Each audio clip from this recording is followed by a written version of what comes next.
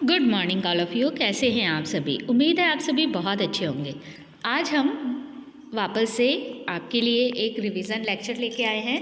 ये grammar, Hindi grammar का revision lecture है और इसमें हम देखने वाले हैं वचन को, जो एक वचन को बहुवचन में कैसे बदलते हैं ये देखेंगे।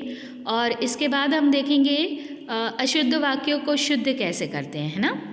तो चलिए हम ये लेक्चर आज का स्टार्ट करते हैं आपके लिए रिवीजन, ठीक है। यहाँ पर देखिए हमें वापस से कुछ चित्र दिखाए गए हैं। यहाँ पर पहले चित्र में दिखा है एक घोड़ा और दूसरे में लिखा है 4 घोड़े। जैसे ही संख्या में परिवर्तन हुआ, घोड़ा शब्द घोड़े में बदल गया। इसीलिए बदल गया क्योंकि वहाँ पर जो घोड़ा, एक घोड़ा मतलब एक का बोध होता है और घोड़े शब्द से एक से अधिक संख्या का बोध होता है ना। तो वचन किसे कहते हैं? जिस शब्द रूप से संज्ञा के एक या एक से अधिक के होने का पता चलता है उसे वचन कहते हैं, ठीक है। एक बार फिर से देखते हैं, वचन किसे कहते हैं? मतलब ऐसा शब्द जिससे हमें, जिस भी हम शब्द के बारे में या वस्तु के बारे में हम बता रहे हैं, उससे हमें ये पता चल जाए कि वह वस्तु संख्या में एक है या एक से अधिक है। ऐसे शब्द को हम वचन कहते हैं। वचन कितने प्रकार के होते हैं? तो हिंदी में वचन 2 प्रकार के होते हैं, एक वचन और बहुवचन।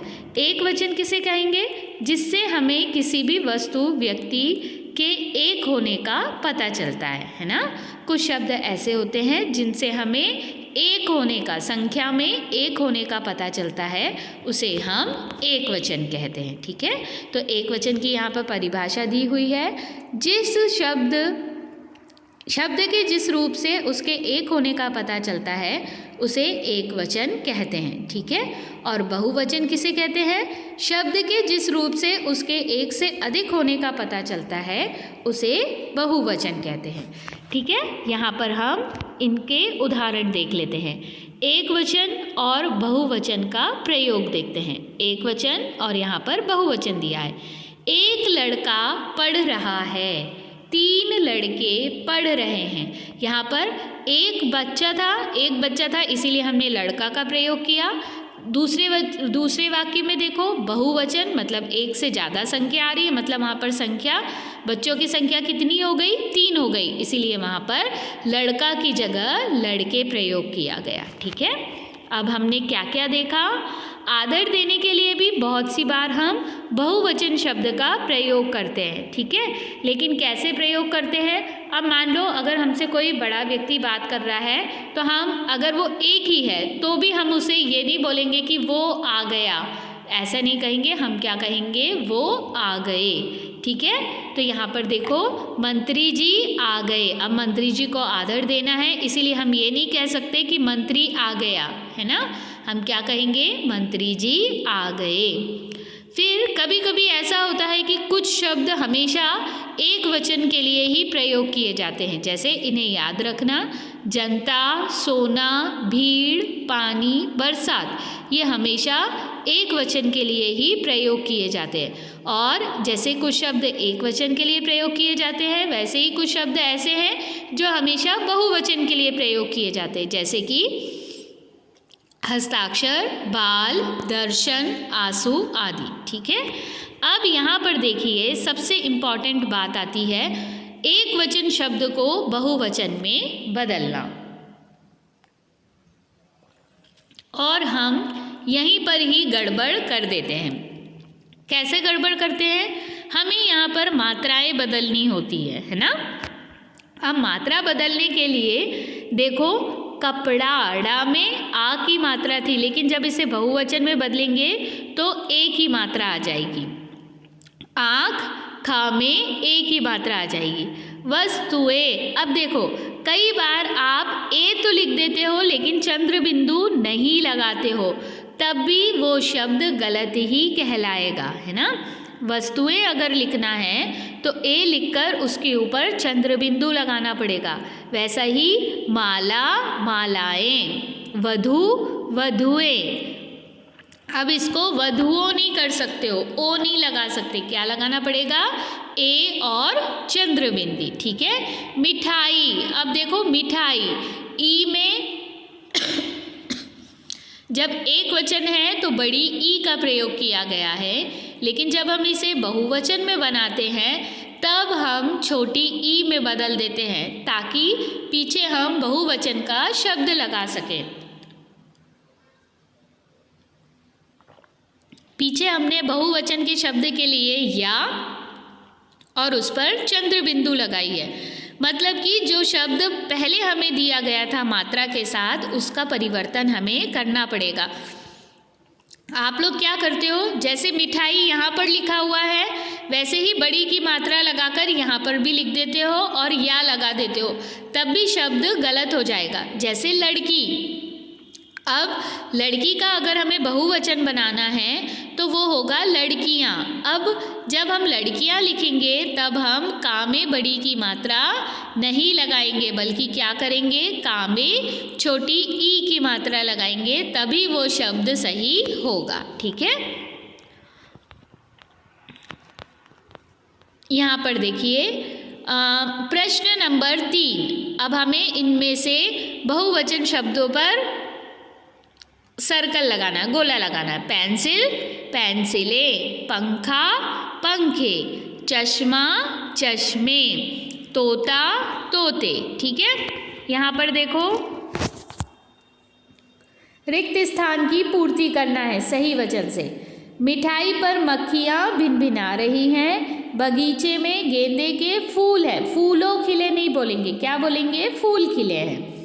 मेरी कक्षा में 35 विद्यार्थी हैं, एक पेड़ पर तोते बैठे हैं, ठीक है। यह हमने एक वचन को बहुवचन में करना देख लिया। अब हम देखते हैं शुद्ध भाषा। जो भी हमें शब्द दिया गया है उसकी स्पेलिंग सही करके लिखनी है ना, वर्तनी सही करके हमें लिखना है। यहाँ पर एक हाथी का चित्र दिया हुआ है, ठीक है। 4 बच्चों से कहा गया आप इसे लिखो, ये क्या है, आपको इसे लिखना है। किसी ने लिखा हाथी, किसी ने लिखा हथी, किसी ने लिखा हाथी और किसी ने लिखा हीता। तो आप बता सकते हो इसमें से सही शब्द कौन सा होगा। जो कविता ने लिखा है हाथी वो सही शब्द होगा, है ना, क्योंकि उसकी वर्तनी ही बस सही है, बाकी सब की वर्तनी गलत है। तो सही वर्तनी लिखने के लिए शब्द का सही उच्चारण और उसका सही रूप जानना ज़रूरी होता है ना। जब कभी हमें सही किसी भी शब्द का सही स्पेलिंग लिखनी है या किसी भी शब्द की वर्तनी बिल्कुल सही लिखनी है तो सबसे पहले हमें उसे पढ़ते आना चाहिए, है ना। अगर हम उसको सही पढ़ेंगे तो ही हम उसका सही रूप से उसमें वर्तनी सही कर सकते हैं। अब यहाँ पर देखो कुछ शुद्ध रूप अशुद्ध शब्द दिए हैं, उसका हमें सही शुद्ध रूप लिखना है।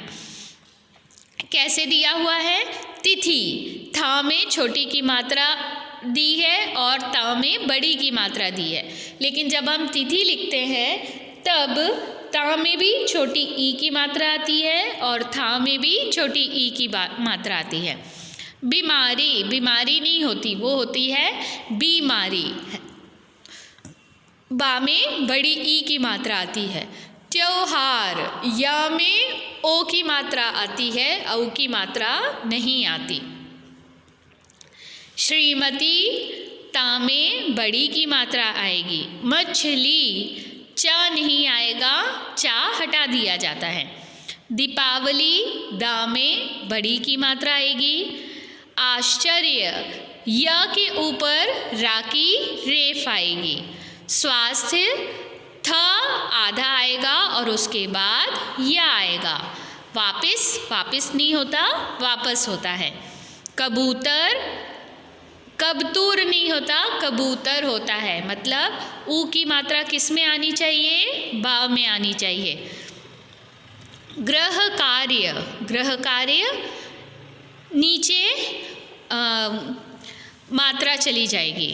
परीक्षा, रा में बड़ी ई की मात्रा आएगी, इसलिए ला में बड़ी ई की मात्रा दी है, उसे हटाकर हम क्या करेंगे, छोटी ई की मात्रा लगाएंगे। पड़ोसी, ड़ा में ओ की मात्रा आएगी। बाजार, बाजार। रुपया, रा में बड़े ऊ की मात्रा आएगी। ठीक है, इस तरीके से हम वर्तनी को शुद्ध करते हैं। यहाँ पर दिया हुआ है अशुद्ध वाक्य और उसे हमें शुद्ध करना है। मैंने फल नहीं खाना है। मैंने नहीं आता, क्या आता है, मुझे फल नहीं खाना है। मैं आ गया है, मैं आ गया हूँ। इसके बाद देखिए, लोग जा रहा है, लोग जा रहे हैं। मैं नहीं आएगा, मैं नहीं आऊँगा। छुट्टियाँ हो गए हैं, छुट्टियाँ हो गई है। देखो बाहर कुछ खड़ा है, देखो बाहर कोई खड़ा है। मेरी चाय में कोई गिर गया है, मेरी चाय में कुछ गिर गया है। मैंने तुमका काम कर दिया है, मैंने तुम्हारा काम कर दिया है। लड़की कहाँ गई, लड़की कहाँ गई। आसमान में बादल छाई हुई है, छाई हुई है नहीं, छाए हुए हैं। ठीक है, अब यहाँ पर देखिए,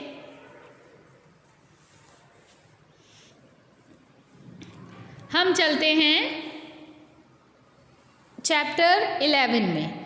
अब हमारे पास आ जाता है विराम चिन्ह। ठीक है, अभी हमने क्या क्या देखा, शब्दों को शुद्ध करना देखा। ठीक है, और इसके बाद पहले क्या देखा था, एक वचन को बहुवचन में बदलना देखा था।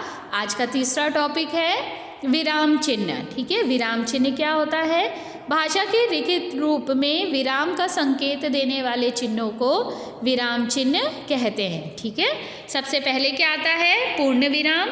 पूर्ण विराम का प्रयोग हम कहाँ करते हैं, जब हमारी बात पूरी हो जाती है, जब एक वाक्य कंप्लीट हो जाता है, तब हम पूर्ण विराम का चिन्ह लगाते हैं। ठीक है, उसके बाद क्या आता है, अल्प विराम।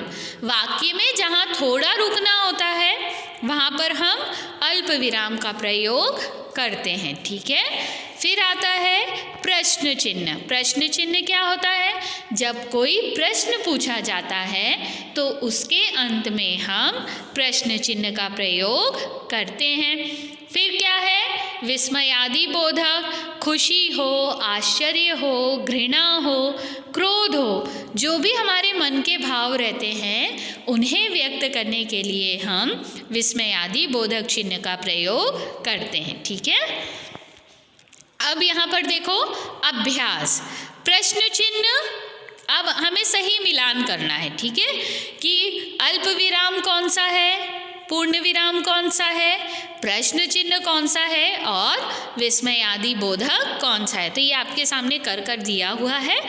प्रश्न चिन्ह 3rd नंबर का, पूर्ण विराम 4th नंबर का, अल्प विराम 2nd नंबर का और विस्मयादि बोधक 1st नंबर का, है ना। तो इस प्रकार से आज हमने 3 चैप्टर देखे हैं। कौन कौन से देखे हैं, सबसे पहले हमने देखा एक वचन को बहुवचन में बदलना।